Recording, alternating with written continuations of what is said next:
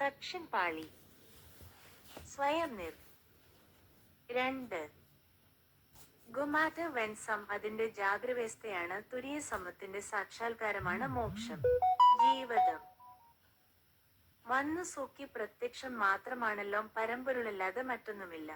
എവിടെ ലോകം സ്ഥൗലവുമായ ഉപാധികൾ ജഡവസ്തുക്കളാലായവ, ഇടത്തരം ഘനമുള്ളവ മൃഗങ്ങളാദികൾ മനുഷ്യരാവുന്നു. എന്നാൽ ഇനി മതിയാക്കാം. കാരണം ഈ അനന്തബോധത്തിന്റെ ചൈതന്യത്തിന്റെ 301 യോഗവാസിഷ്ടം നിത്യപാരായണം ദിവസം 391. ആത്മാവ് ജനിക്കുന്നും മരിക്കുന്നുമില്ല, അത് ശാശ്വതമാണ്. 391. നപുംസ ഇവ ജീവസ്യ സ്വപ്ന സംഭവതി ക്വചിത്തേനൈതേ ജാഗ്രതോ ഭാവ ജാഗ്രസ്വപ്നകൃതോ ഹി. 6:52/2. വസിഷ്ഠൻ തുടർന്നു, ആത്യജീവന്റെ പ്രഥമ സ്വപ്നമാണ് സംസാരമെന്നറിയപ്പെടുന്ന ഈ ലോകദൃശ്യം. ജീവന്റെ സ്വപ്നം എന്നത് വ്യക്തിയുടെ അനുഭവവേദ്യമാവുന്നതാണ്.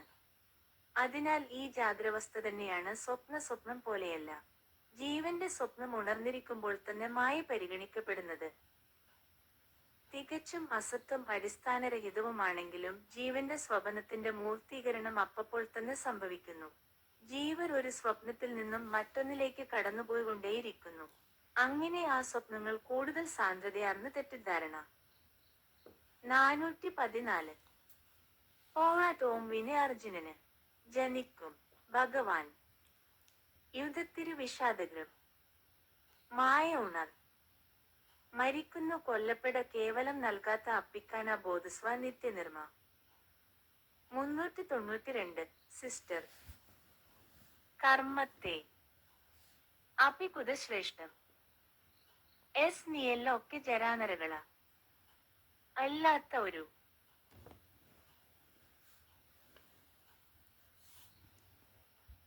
യോഗവാസിഷ്ടം നിത്യപാരായണം. ഉപ കൽക്ക് യാഥാർത്ഥ്യത്തിന്റെ ഭാവം കൈവരികയാണ്. അങ്ങനെ അസതിന് സത്തായി കണക്കാക്കി സതിനെ അസത്തായി അവഗണിക്കാൻ ഇടയാകുന്നു. അർജുനനെപ്പോലെ ബുദ്ധിയും വിവേകവും ആർജിച്ചു ജീവിക്കുക. ഭഗവാന്റെ ഉപദേശങ്ങളാലാണ് അർജുനൻ വിവേകശാലിയായി മാറാൻ പോകുന്നത്. വിശ്വം മുഴുവനും വിശ്വാവബോധമെന്ന ഒരേയൊരു പ്രപഞ്ച സമുദ്രം അത്രേ. അതിൽ 14 തരം ജീവികൾ വസിക്കുന്നു. ഇതിൽ യമൻ, ചന്ദ്രൻ, സൂര്യൻ തുടങ്ങിയ ദേവതകൾ നേരത്തെ തന്നെ ഉണ്ടായിരുന്നു.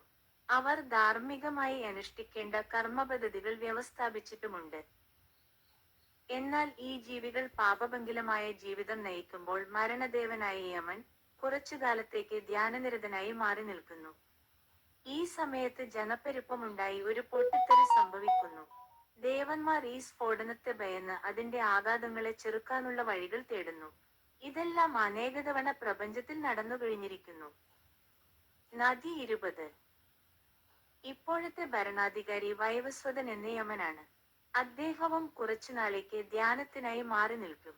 ആ സമയം ലോകത്തെ ജനസംഖ്യ അനേകമടങ്ങ് വർദ്ധിക്കും. ദേവന്മാർ ഭഗവാൻ വിഷ്ണുവിനെ സമീപിച്ച് സഹായം അഭ്യർത്ഥിക്കും. ഭഗവാൻ ശ്രീകൃഷ്ണനായി ജന്മമെടുക്കും. അദ്ദേഹത്തിന്റെ ആത്മമിത്രമായി അർജുനനും ജനിക്കും. അർജുനന്റെ ജ്യേഷ്ഠനായി ധർമ്മരാജാവിന്റെ പുത്രനായി യുധിഷ്ഠിരനും ജനിക്കും. യുധിഷ്ഠിരൻ ധർമ്മനിഷ്ഠനായി എല്ലാവർക്കും മാതൃകയാവും. അവരുടെ പിതൃ സഹോദരപുത്രനായ ദുര്യോധനനുമായി അർജുനന്റെ സഹോദരൻ ഭീമൻ മല്ലയുദ്ധം ചെയ്യും. സഹോദരപുത്രന്മാർ തമ്മിലുള്ള യുദ്ധത്തിൽ 18 ക്ഷൗഹിണി പടകളും കൊന്നൊടുങ്ങും.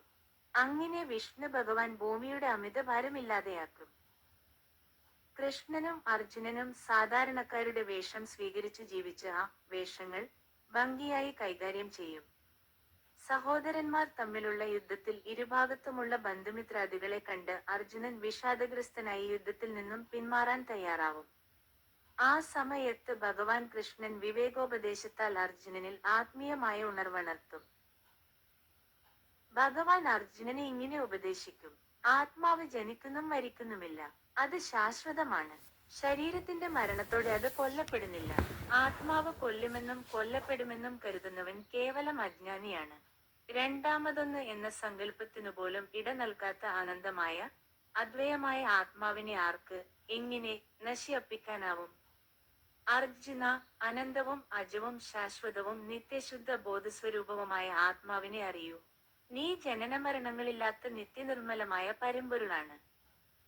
292 യോഗവാസിഷ്ടം നിത്യപാരായണം ദിവസം 392. കർമ്മത്തോട് ആസക്തിയില്ലാത്ത പക്ഷം അത് നിന്നെ ബന്ധിക്കുകയില്ല.